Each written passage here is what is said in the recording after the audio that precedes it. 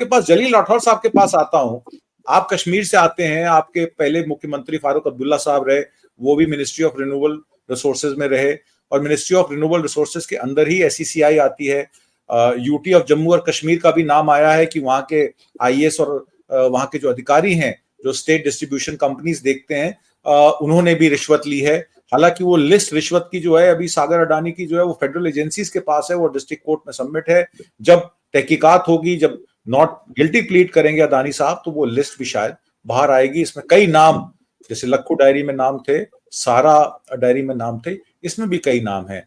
आपके कश्मीर में बिजली का संकट हमेशा रहता है। आप एनर्जी डेफिसिट स्टेट हैं, और वहां पर जिस तरीके की ये सोलर एनर्जी के PPA प्रोजेक्ट्स 25-25 साल, 30-30 साल, अभी महाराष्ट्र इलेक्शन से पहले ही कन्वेंशनल और सोलर एनर्जी का 6.6 गीगावाट, 5 गीगावाट सोलर और 1.6 गीगावाट थर्मल, इस एनर्जी का कॉन्ट्रैक्ट अगले 25 साल के लिए महाराष्ट्र की सरकार साइन करके चुनाव में गई है।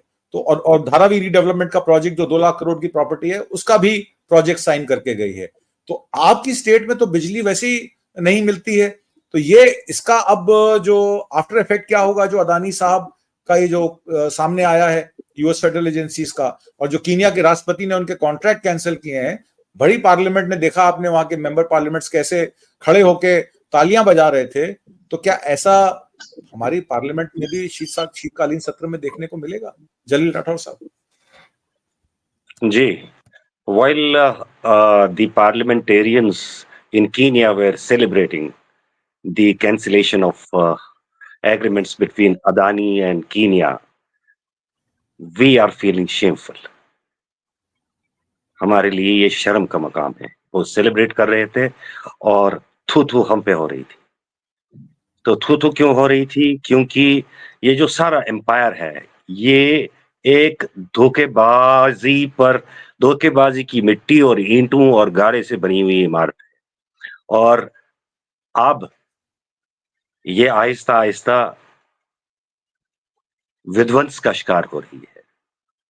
हालांकि इतना बड़ा पावरफुल आदमी होने के बावजूद अब इसका गड़ा इस हद तक भर चुका है कि बैनुल अक़वामी इंटरनेशनल सतह पर अब मामले सामने आ रहे हैं। यहाँ जितनी कोशिश की गई दबाने की, दबा दिया। सब कुछ अपने पास था। Sky was the limit. But अब जो इंटरनेशनल सतह पर आप कीनिया की ताज़ा मिसाल लीजिए, 650 मिलियन के जो बॉन्ड्स इनको फ्लोट करने थे, वो स्क्रैप हो गया। उसके बाद बांग्लादेश के साथ पावर का जो एग्रीमेंट हुआ था, जिसमें झारखंड के रिसोर्सेज को यूज़ करके वहाँ सप्लाई करना था, वो भी हसीना ये जब प्राइम मिनिस्टर वहाँ से भाग गई, तो वो भी जेपटी का शिकार है। ऑस्ट्रेलिया का जो कोल माइनिंग का था, वहाँ से भी विद्रोह की लोगों की तरफ से, अवाम की तरफ से ये आई थी। तो बात ये है कि क्या हम किसी भी कौम से कम अकल हैं? नहीं। वी आर नॉट फूल्स। हमें सबसे पहले मालूम था कि जब हमने वो हवाई जहाज के दृश्य देखे थे और अचानक से इन्फ्लेट हो गया था गुब्बारा अदानी नाम का, तो समझ आ गया था सबको। बट जैसा कि पॉलिटिक्स यहाँ पे चल रही है, I will not hesitate to say that communal politics जो यहाँ पे शुरू हो गई, और जिसका एक जन सैलाब आ गया, एक बहा के ले गया यहाँ की जो बुद्धि है लोगों की। तो आंखों पर ऐसी पट्टी बंध गई कि ये चीजें दिखाई देने के बावजूद भी सब लोगों ने आंखें मूंद दी। लेकिन अब जो बाकी मुल्क हैं और वहाँ के अवाम और वहाँ के लोग और वहाँ के बुद्धिजीवी हैं, उनको ये मामला आहिस्ता-आहिस्ता समझ आ रहा है, और इस पर से अब पर्दा उठ रहा है। और शुरुआत तो हो गई थी हिंडनबर्ग से, तब भी हमने इसका संज्ञान नहीं लिया, जबकि एक-एक डिटेल थी उसमें। फिर उसके बाद जो सुप्रीम कोर्ट ने भी इस पे लीपापोती की, सेबी से जो रिपोर्ट मांगी गई, तो सेबी की रिपोर्ट की बुनियाद पर सुप्रीम कोर्ट ने भी इसमें जो फैसले दिए, वो भी विवाद के लायक हैं। और इतना इस हद तक मनमानी है कि सेबी की चेयरमैन को जेपीसी बुलाती है और वो इनकार कर देती है। JPC is the most powerful committee in our country, and she has the guts to refuse to present herself before that. तो ये तो हुई ये घोटालों की बात। ये 12 गीगा गीगावाट्स की बात, 12 गीगावाट्स। शायद कुछ लोगों ने गीगावाट आज तक नहीं सुना होगा। तो इस पैमाने की बिजली, इतने बड़े पैमाने की सोलर एनर्जी बेचने का प्रोग्राम जो था, और उसमें फिर जो लेटर ऑफ इंटेंट दिखाया गया अमेरिकन्स को, और उसकी बुनियाद पर वहां से बॉन्ड्स बेच के पैसा जुटाया गया और वो यहाँ आके खर्च किया गया ब्राइबरी में।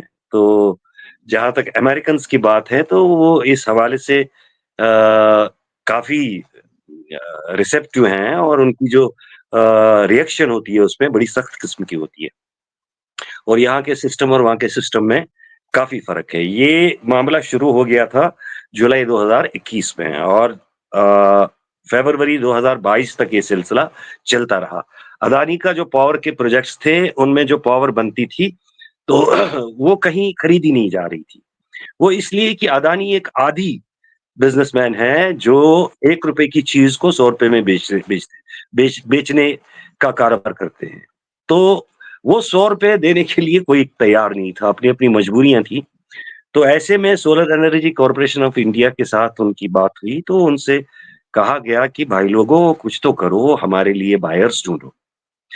तो उसी बायर्स ढूँढने के अमल के दौरान ये सारा जो विवाद है 250 मिलियन डॉलर्स का, जो कि हमारी करेंसी में 22,000 करोड़ रुपए होते हैं, ये मामले में, ये केस में 22,000 रुपए का 22,000 करोड़ रुपए 2200 की 2200 करोड़ रुपए 2200 करोड़ रुपए की घूस का मामला है। तो ये कहाँ गया, किधर गया, ये भी सारा कुछ अमेरिकन एजेंसीज ने जुटाया है। और जब अमेरिकन एजेंसीज की हम बात करते हैं, ये हमारा ईडी, सीबीआई, इनकम टैक्स जैसी ऑर्गेनाइजेशंस नहीं है। ये काफी इंडिपेंडेंट और एम्पावर्ड एजेंसीज हैं, और इनमें एग्जीक्यूटिव के साथ टकराने की क्षमता होती है।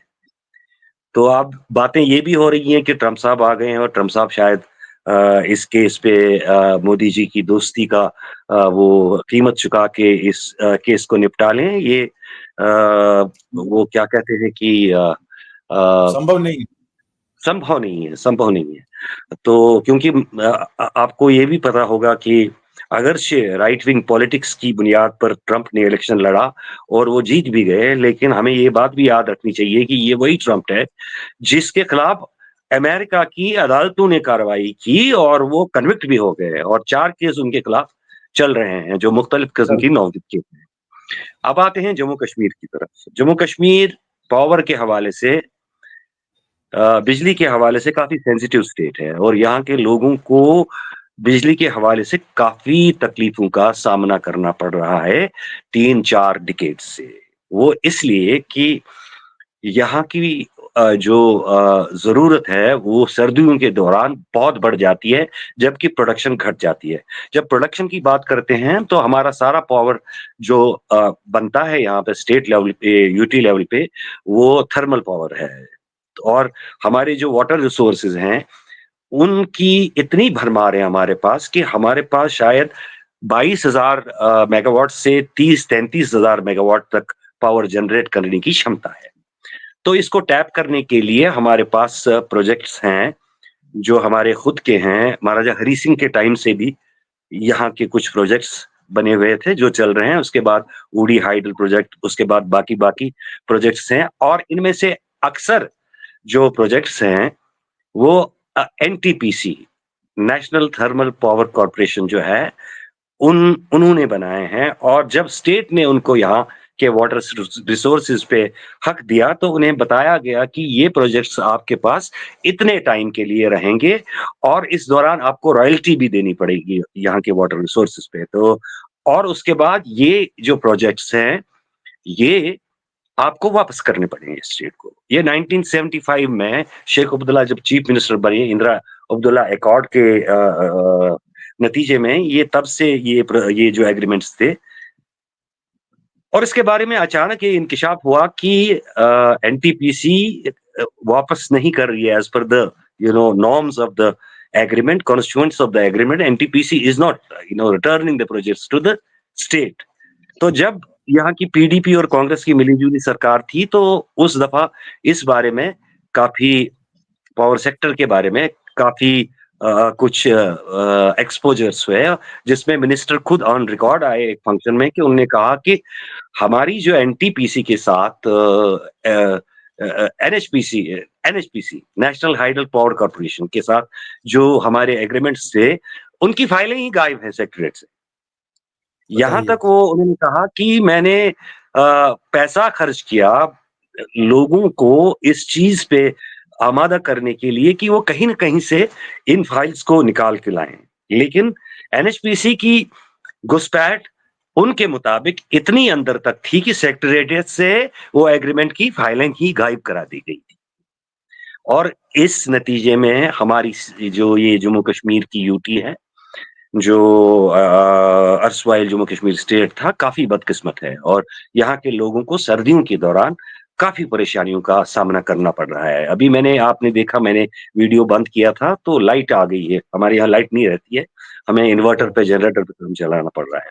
तो अभी लाइट आ गई थी, मैं लाइट ऑन करने के लिए गया था ताकि मेरा बेहतर व्यू आप देख सकें। जी, तो जहाँ तक अब करप्शन की बात है, तो राम माधव जी के बारे में सत्यपाल मलिक जी जो अर्सवाइल जम्मू कश्मीर के गवर्नर थे, जिनके दौर में एब्रोगेशन ऑफ आर्टिकल 370 का एक्शन हुआ, तो उन्होंने बाद में इंकशाफ किए कि किस तरह राम माधव ब्रोकरिंग ब्रोकरिंग कर रहे थे, मीडिएशन कर रहे थे किसी कई मामलात में, जिनमें एक मामला एम्प्लॉइज़ इंश्योरेंस का था, जो छोटे अंबानी जी के हक में देने के लिए वो ऑफर कर रहे थे ब्राइब्स। बाद में उस पे इन्वेस्टिगेशन नहीं हुई, अलबत्ता सत्यपाल मलिक पे उल्टा इन्वेस्टिगेशन शुरू हो गई, उनसे पूछताछ वगैरह हो गई। तो जम्मू कश्मीर एक इलेक्ट्रिसिटी डेफिसिट स्टेट है और जब ये मामला 54 पेज की रिपोर्ट आ गई, तो मैंने थोड़ा काम किया हुआ है इस पे बिजली के सेक्टर पे, तो मेरा पहले ध्यान गया कि ये तो सबसे मालामाल स्टेट है जहाँ से पैसा जुटाया जा सकता है, तो क्या हम इसमें हैं? और as per my expectations Jammu Kashmir was also among the 5 states जिनका नाम आया है। इसमें आपको सबसे ऊपर आंध्र प्रदेश का नाम है, उड़ीसा का नाम है, छत्तीसगढ़ का नाम है और और भी स्टेट्स हैं। तमिलनाडु तमिलनाडु तमिलनाडु है, छत्तीसगढ़ है, और आंध्र प्रदेश है और और उड़ीसा ओडिशा। है और जे-एंड-के है। अब हम आते हैं आंध्र प्रदेश की। आंध्र प्रदेश के कुछ आंकड़े आए हैं और मेरे ख्याल से ये जगन रेड्डी के टाइम में हो गया और शायद उनका भी नाम इसमें आ रहा है। मैं आपको और पीछे ले जाता हूँ कि करप्शन की अगर कोई करप्शन के बारे में फँसता था, तो इसके खिलाफ एक्शन हुआ करती थी। आपने सत्यम का नाम सुना होगा। सत्यम रामालिंगम राजू की कंपनी थी और आईटी के सेक्टर में उन्होंने एक रेवोल्यूशन लाया था और अमेरिका में उन्होंने हज़ारों जॉब्स क्रिएट किए थे। बाद में वो जिस मामले में फँस गए थे, उन्होंने एक और पैरेलल कंपनी बनाई थी, जिसका नाम था माइटास। अगर आप सत्यम को उल्टा करेंगे SATAYAM तो उल्टा करके वो MYTAS माइटास बनता था। उन्होंने उन फंड्स को इधर से उधर कर दिया और बाद में जब ये बात जगन को पता लगी, जो मुझे अंदरूनी क्योंकि मैंने उन लोगों के साथ काम किया है जो रामालिंगम राजू के साथ बहुत करीबी राब्ते में थे। सीएसआर के मामले में, कॉर्पोरेट सोशल रिस्पांसिबिलिटी के मामले में जो उनके ओहदेदार थे।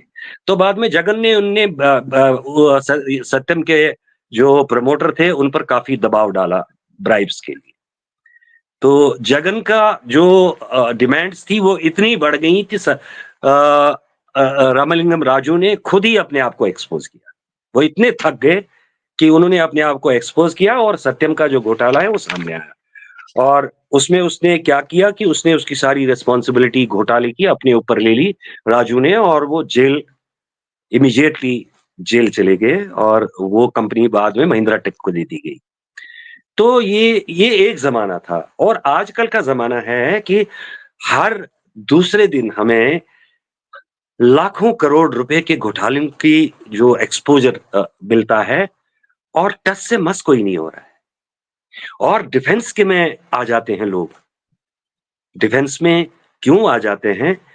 वो इसलिए कि हम कहीं न कहीं राइट विंग पॉलिटिक्स में फँसे हुए हैं और इसमें हमने देश तक को दाँव पर लगा दिया है, जो कि बहुत ही बदकिस्मती की बात है और अगर इस पर जल्दी नहीं सोचा गया, तो देश बर्बादी की ओर जा रहा है। और बिल्कुल सबसे ठीक कह पहले रहे हैं बात आप जलील ये साहब। होनी चाहिए कि हमें जी, अब वक़्त आ गया है कि इन चीज़ों का जो इससे पहले हिंडनबर्ग की रिपोर्ट थी या हमारी जो अपनी जर्नलिस्ट हैं, जो 2-3 4 साल से जिन्होंने इस वक़्त अदानी पे काम किया है और उनको उनको अ, शिकार होना पड़ा इसका रेपरकशंस का। तो इसका संज्ञान लेने का टाइम आ गया है अब एंड जी, वी मस्ट बी सीरियस। तो गवर्नमेंट ऑफ इंडिया को भी अब वक़्त आ गया है कि वो छोड़ दे, बुला बिल्कुल दें, ठीक कहा बहुत आपने। ले गए हैं, जितना जितना अदानी ने किया था बीजेपी के लिए उसके उसके इवज़ में कई सौ गुना, कई हज़ार गुना अदानी जी वापस ले चुके हैं। तो अब जी, वक़्त आ गया है कि देश को बचाने का वक़्त आ गया है। इसमें जी, हमारे अमेरिकन पब्लिक की मनी जो इन्वॉल्व थी, तो उन्होंने कहाँ तक केस पहुँचा दिया। यहाँ तो हमारा कहाँ-कहाँ का स्टेट बैंक का पैसा लगा हुआ है, यहाँ पे इंश्योरेंस एलआईसी। का